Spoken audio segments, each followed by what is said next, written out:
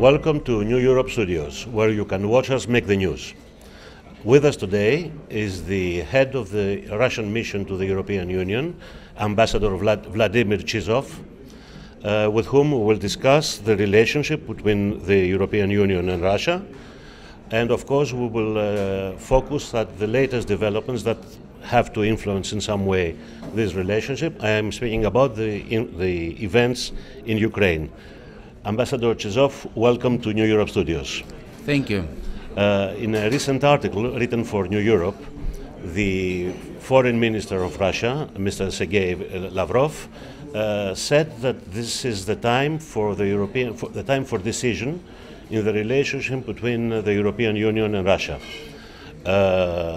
He also referred to the Russian vision of a Eurasian space, a space that will start from the Atlantic all the way to the Pacific, all the way to Vladivostok. Of course, there are many difficulties in these developments, and at this moment we have a very particular development, which is the situation in Ukraine. How does this influence the relationship at this moment? Well, if we look at the potential impact of the political crisis that is unfolding in Ukraine, we understand that the EU is closely watching the developments, and you will easily understand how much concerned Russia is with those developments. The Russian people and the Ukrainian people are brotherly nations, I would say, and there are millions upon millions of family ties, historic ties, cultural, linguistic, I would stress, and of course economic and other ties. We all know that the European Union at one point developed this Eastern Partnership initiative, which included Ukraine. From the outset, it did not include Russia, and we never sort of sought a place among those focus countries of the Eastern Partnership, though we viewed the whole initiative with an open mind, and we were prepared to look at possible specific projects that might be of interest, of equal interest to the EU focus countries and Russia. Unfortunately, the EU never came up with a single such project in all those years.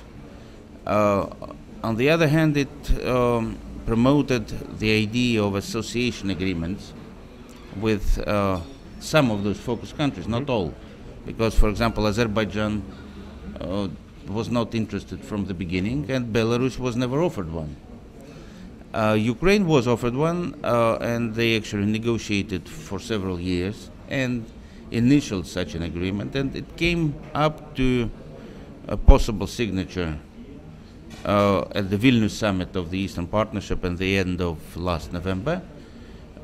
Shortly before that, President Yanukovych had other thoughts, had second thoughts, I would say, because evidently he understood the possible implications of the entry into force of this agreement on the dire economic situation as it is in Ukraine. In Ukraine, yes.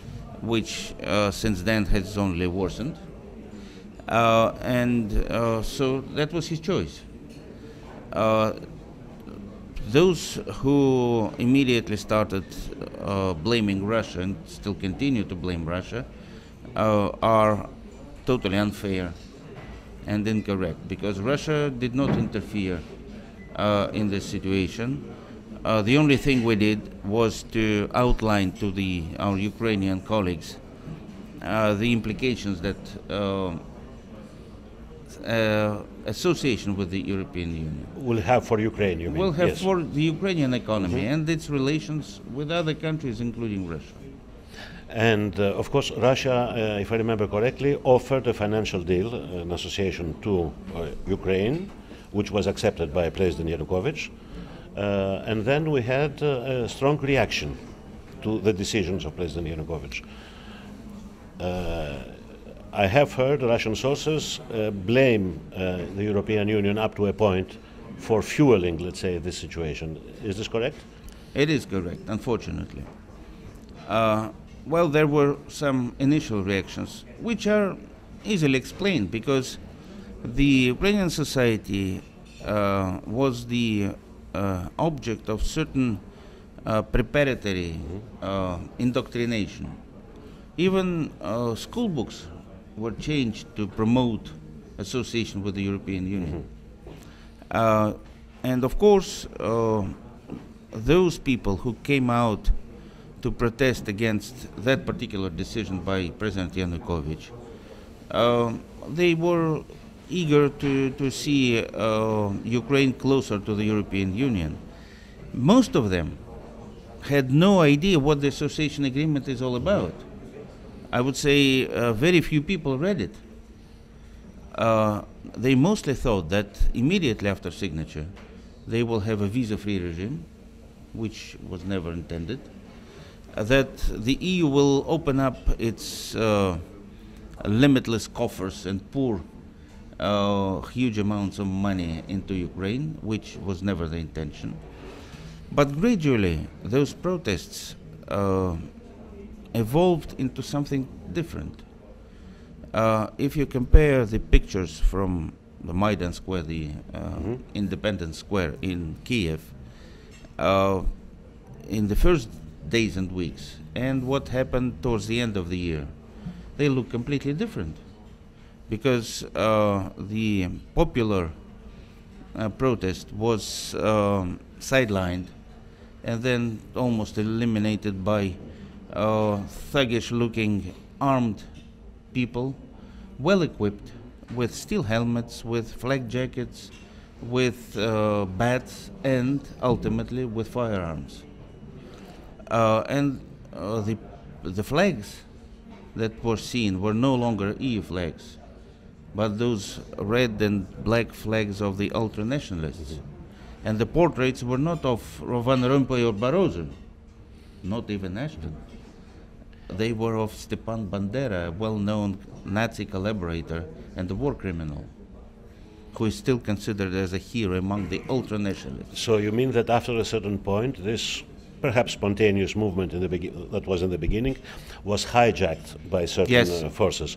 By describing these people as very well equipped with modern weapons, with helmets, with everything, it gives me the impression that you mean that there was some outside help to this. Well, definitely. All those events, and they lasted for months. They needed money. They were fed, equipped, heated, and such things indeed require a budget. So I'm not saying that the outcome of those protests were defined solely by those croissants delivered by a well-known representative of the U.S. State Department, but evidently political support for the opposition. I would phrase it like that. Both the EU and the United States did not escape the temptation of supporting the opposition, whereas Russia kept a neutral stand. Now the situation, of course, as you mentioned before, Ukraine is a very special case because it has many different ethnicities. There has a very large Russian population, especially in the east, especially in Crimea. And these last few days we have seen some developments in Crimea. Yesterday, I think it was some armed people that we don't know who exactly they are, that occupied government buildings and the airport of Simferopol. Today, the Ukrainian Interior Ministry, probably the new minister, announced that Russian soldiers have blocked the airport at Sevastopol. Do you know anything about this? Well, I can assure you that the Russian authorities and the Russian military command had nothing to do with what was happening in the Crimea. Yes, Russia indeed maintains a naval base in Sevastopol since the 18th century, may I remind you. Yes. And the legal status has been defined in a bilateral Russian-Ukrainian treaty on the stationing of the Russian Black Sea Fleet, which has been extended until the year 2042 on certain conditions. What was happening at the airport, international airport of Simferopol overnight, was not a show of activity or a show of force from the Russian military, but evidently an attempt by local groups who define themselves as squads of self-defense of the Crimea. You know, yes, the second airport is actually a military airport. I don't know what was happening there at Sevastopol airport. It's an air base, actually. Excuse me, it's an air base used by the Russian forces, generally speaking, or? Well, when there is a special regime for the use of that particular airport by the Black Sea Fleet. Ah, yes. Okay. Because there is no other airport. You know, I have a feeling that there is a deliberate attempt to shift the attention from the crisis situation in Kiev and the rest of Ukraine to the Crimea. What we see in the Crimea is a logical backlash of the events that have been unfolding in Kiev and elsewhere across the country. People in the Crimea, you know, the Crimea has an autonomous status within Ukraine. Yes. And they are fully prepared to defend their autonomous status, whatever happens in Kiev. They do not recognize the new authorities in Kiev, and they have every right to do so because this changeover of power in Ukraine was an act of, shall I put it mildly, of questionable legitimacy. The person that you refer to as the Minister of Interior, there is no Minister of Interior because according to the constitution, any constitution of Ukraine,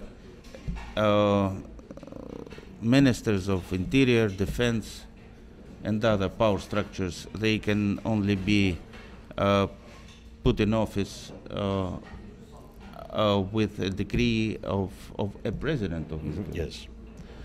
So this new government, which was promised to be a government of national unity, is far from that, because it has no representatives of the eastern half of the country, and actually only a small number of political factions are represented. I heard this morning that President Putin asked the Russian government to cooperate with the West on the issue of Ukraine. Well, to be exact, with the IMF. With the IMF. And other the financial institutions, yes, in order to face, let's say, the financial problems, which are very dire. Yes, this is certain. But there is also the situation of the eastern part of Ukraine, where there is a very predominantly Russian population. If the situation degenerates, let's say, beyond a certain level, what would Russia will do? Well, I wouldn't say that the whole eastern part of Ukraine is predominantly Russian, no. But, of course, it's the largest population-wise part of Ukraine. So the majority of the population of Ukraine live in the east.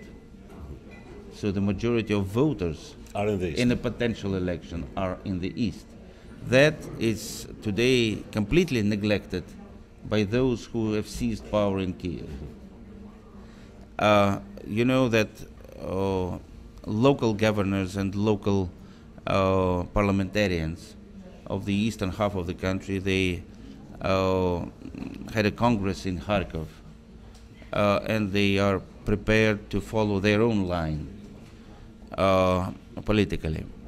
So, of course, the economy of Ukraine is in a mess. This is perhaps one of the few conclusions that is shared by everybody. And something needs to be done. We know how the IMF works. It never gives money overnight. No, obviously not.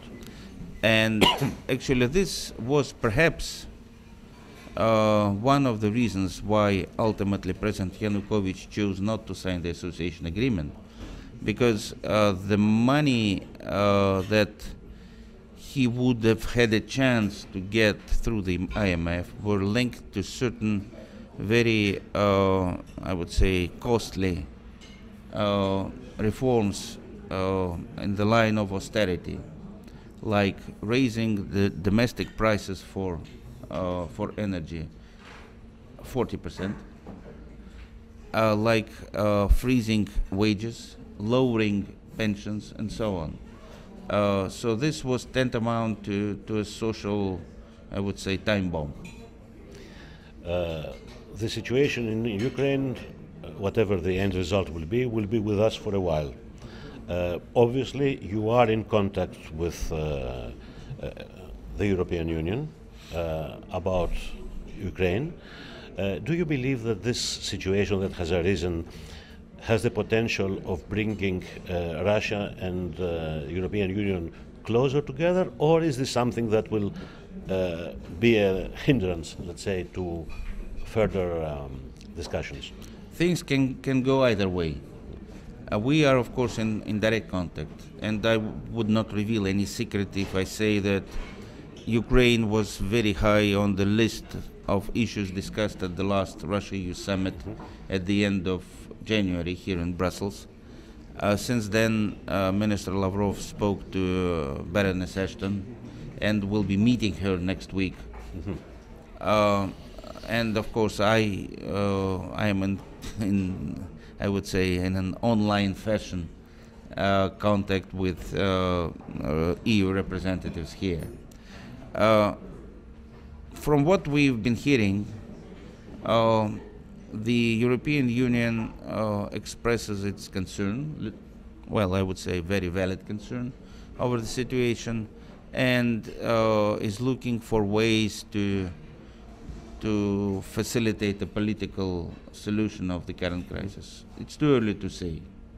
We'll see. On the other hand, we've seen some statements coming from individual EU member states. Member states and, for example, members of the European Parliament, some calling for sanctions, even sanctions against Russia. Actually, the decision taken by the Foreign Affairs Council of the EU on the 10th of February regarding possible sanctions is now, I think, hanging in the air. Yes, obviously, because the situation has progressed beyond this that point. The situation, unfortunately, has progressed even as far as the agreement between Yanukovych and those who claim to be leaders of the opposition at the time, witnessed by 3 EU foreign ministers, that was signed on the 21st of February, has now sort of been forgotten. Yes, but let's take note of what you just said. You are discussing with the European Union as it is represented here in Brussels. On the other hand, what happened in Ukraine, it was not the European Union that reached an agreement. It was 3 member states, that was Poland, Germany and France. So how difficult is this procedure, let's say? But come on, both Cathy Ashton and Stefan Füle were in and out of Kiev. Yes, obviously, yes. For a long period. Yes, but I mean, do you feel sometimes that there is not a very coherent foreign policy or regional policy of the European Union, in the sense that, let's say, the Brussels is not the only voice. Well, Brussels is the voice of the 28. And whenever the 28 take different views, that has an impact on the Brussels voice. Obviously, yes. Yes. Anyway, Russia announced after the events in Ukraine that it will be certainly stopping the financial assistance to Ukraine, and it will stop. Not stopping, suspending. Suspending. Because And they didn't have a proper government. so this is something that may change in the future. We'll see. And that it is also stopping or suspending the special price that it was offering to Ukraine for gas. That was also connected. Yes, it was a package offer. Since this energy issue, you know, it's very sensitive, and we all remember what happened in 2006 and 2009. Yes. Is there any danger of us seeing a repetition of the situation, which directly affected Europe as well? Well, I hope not, because in this case, the new authorities who claim to be pro-EU, the new authorities in Kiev will put themselves at loggerheads with the European Union if they block the transit. It's a question of them blocking the transit, not of Russia not providing enough. No, it was not the case in 2006 nor in 2009. It was the Ukrainian authorities that was blocking. Yeah, Yes, yeah. I understand.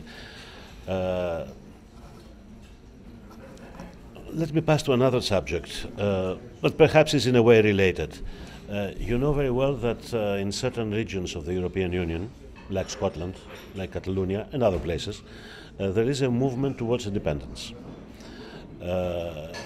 Recently, the President of the Commission, Mr. Barroso, referred to these movements, and he says that it would be, for example, he referred to Scotland, saying that it would be very difficult for Scotland to become a member of the European Union after succeeding, if it decides to leave the United Kingdom. Around that time, a British journalist from BBC was interviewing President Putin before the Sochi Olympic Games, and he asked them if Russia would ever think of offering Scotland or other cases like that membership to Russia's union. Is this possible? Well, you'll have to ask the Scots first of all. Well, the Scots have to be asked for this. I would say that should an independent Scotland apply for membership in the Eurasian Economic Union, that request will be duly processed. And by the way, you may not be aware that Russia and Scotland have a very long tradition of a relationship which is, I would say, not necessarily part of the overall Russian-British relations. If you look at the Scottish flag, the St. Andrew Cross, and if you look at the flag of the Russian Navy, ah, yes, you're absolutely right. It's the same St. I've never thought flag. to make the connection. Yes, but yes. Which of course is Greek, and it because you know St. Andreas was crucified in this X cross in Patras in Greece.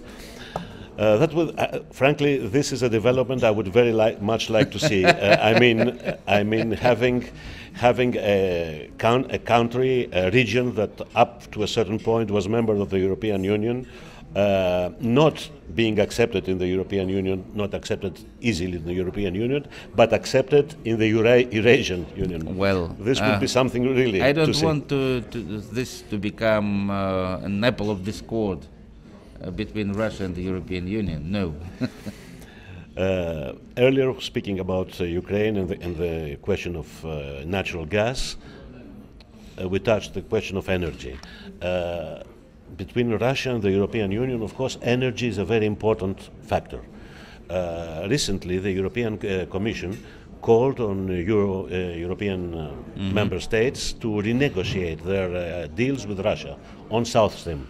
on the South Stream Agreement, saying that these accords that existed breached EU law on pipeline management, third-party access, and pricing.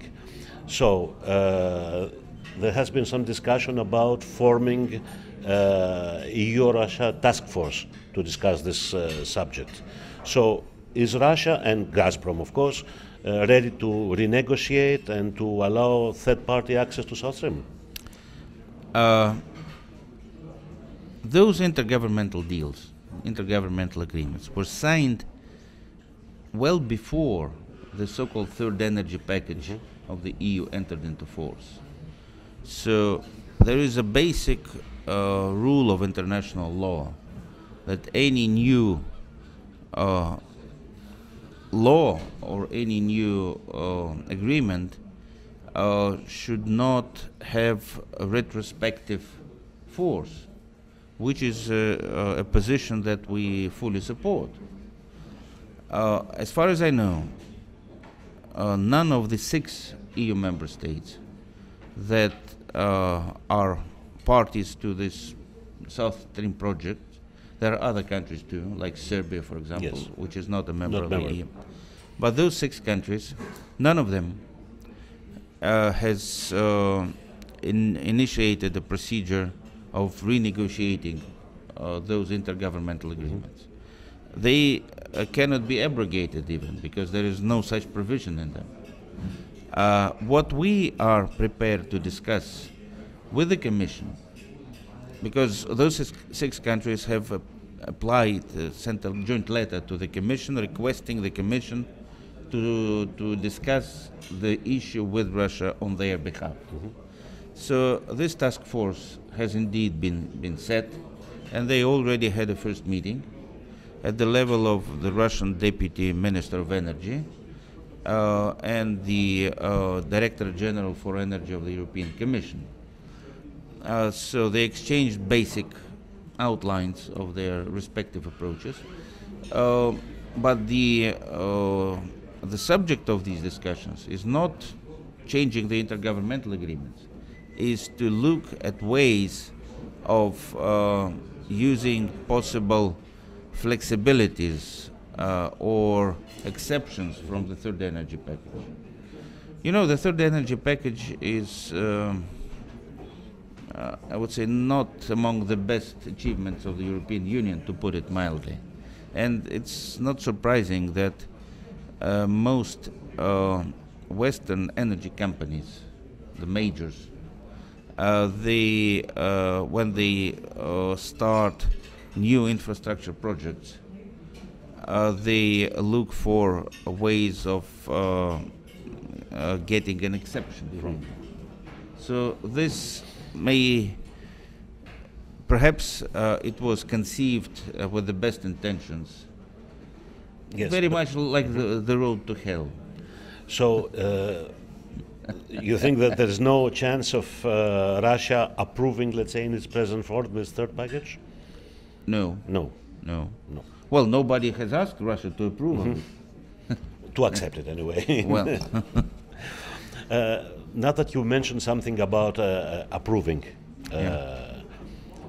what was very interesting in the the recent EU-Russia summit, there was a decision to have consultations between the EU and Russia for the European Union's eastern expansion. This is something quite unusual. The Eastern Partnership. Yes, the Eastern Partnership. It's not expansion, because none of the focus countries of the Eastern Partnership have been offered membership. Yes, you are absolutely right. Of course, this can be a precursor, let's say, to something like that. Well, some may perceive it in this way, others in another way. Ambassador V.A.Чижов, thank you very much for being with us. Thank you for being at New Europe Studios, where you can watch us make the news.